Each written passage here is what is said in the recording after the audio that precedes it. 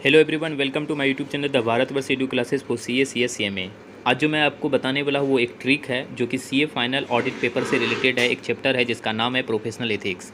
Generally क्या होता है, उसमें बहुत सारे क्लॉज हैं जो हम लोग अक्सर भूल जाते हैं, तो उस क्लॉज को याद कैसे रखें वो ट्रिक मैं अभी आपको बताने वाला हूँ। आइए जल्दी से स्टार्ट करते हैं।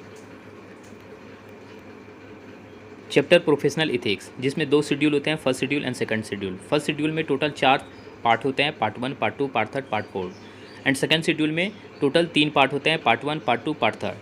सबसे पहले फर्स्ट शेड्यूल को देखते हैं। फर्स्ट शेड्यूल में पार्ट 1 में टोटल 12 क्लाउज होता है जो practice professional misconduct in practice को बताता है। पार्ट 2 में प्रोफेशनल मिसकंडक्ट इन सर्विस को बताता है जिसमें 2 क्लाउज है।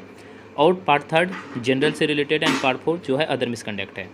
सबसे पहले आते हैं फर्स्ट शेड्यूल। फर्स्ट शेड्यूल क्या होता है? फर्स्ट शेड्यूल में पार्ट 1, इसको टोटल 12 क्लाउज को कैसे याद करें, वो इस तरह से याद रखना है। प्रैक्टिस का पैसा पे या रिसीव हो पार्टनरशिप में होगा। प्रैक्टिस का पैसा पे या रिसीव हो वो पार्टनरशिप में होगा। काम को सिक्योर करने के लिए सॉलिसिट या एडवर्टाइजमेंट ना करें। पुराने को कम्युनिकेशन भी कंपनी एक्ट के अनुसार करें। और परसेंटेज लेकर अदर बिजनेस में सिग्नेचर ना करें। इस चीज़ को याद करके आप टोटल क्लॉज से रिलेट करना, आपको सारे क्लॉज याद हो जाएगा। एक सीए प्रैक्टिस कर सकता है लेकिन किसके साथ कर सकता है? अदर व्यक्ति के साथ नहीं कर सकता है, वो केवल अपने मेंबर या जो ऑलरेडी वो सीए हो उसके साथ कर सकता है। पे, अगर एक सीए पे करेगा तो क्या पे नहीं करेगा? वो अपने प्रॉफिट को नहीं पे कर सकता है या अलाउ नहीं कर सकता है other than member, employ and disease legal representative of partner हो। फिर किसके साथ वो पार्टनरशिप कर सकता है, कैसे काम को सिक्योर करेगा, सोलिसिट क्या करेगा, एडवर्टाइजमेंट क्या करेगा, आप वो डिटेल में अपने बुक से पढ़िए।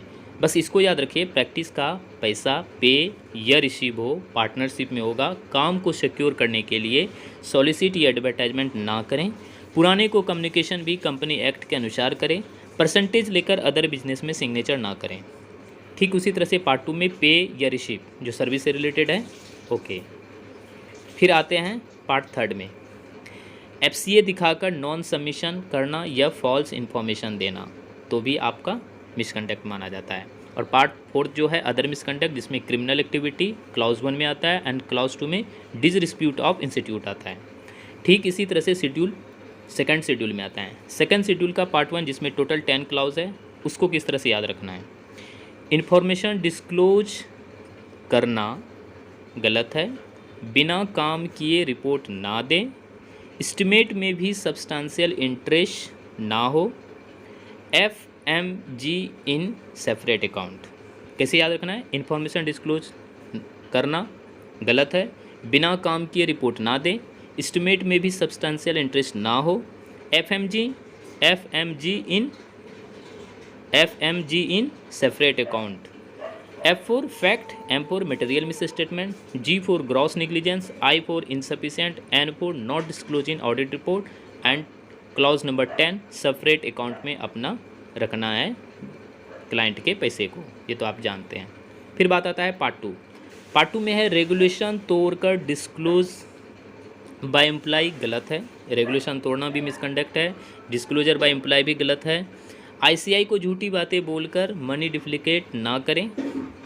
और पार्ट 3 जो है वो अदर मिसकंडक्ट है यदि आप कन्विक्टेड बाय कोर्ट हैं मोर देन 6 मंथ। इस तरह से आप टोटल क्लॉज याद रख सकते हैं। Thank you. आई विश आपको सारा क्लॉज याद रहे।